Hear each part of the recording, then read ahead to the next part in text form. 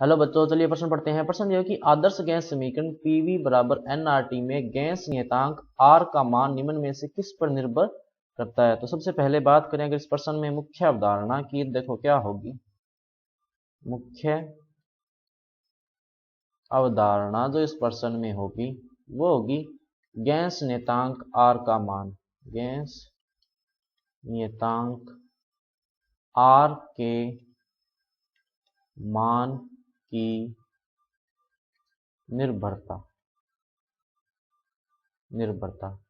तो देखो क्या होता है, आदर्श गैस समीकरण क्या होती है, पीवी बराबर एन आर टी।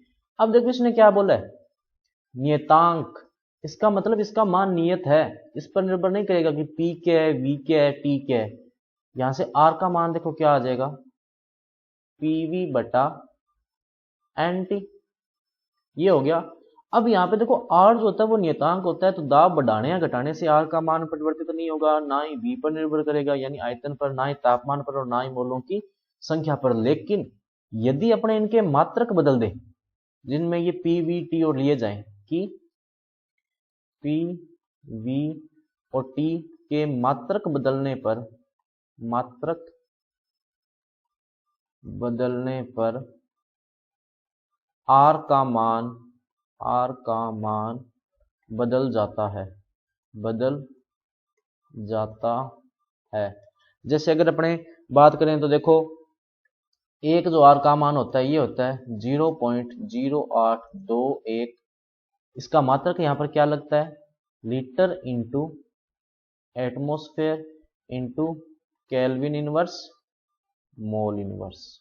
इसी तरह गैस का एक और मात्रक होता है, ये होता है 0.083। यहां पर देखो क्या आ जाता है, लीटर की जगह तो क्या आ जाता है, डेसीमीटर क्यूब।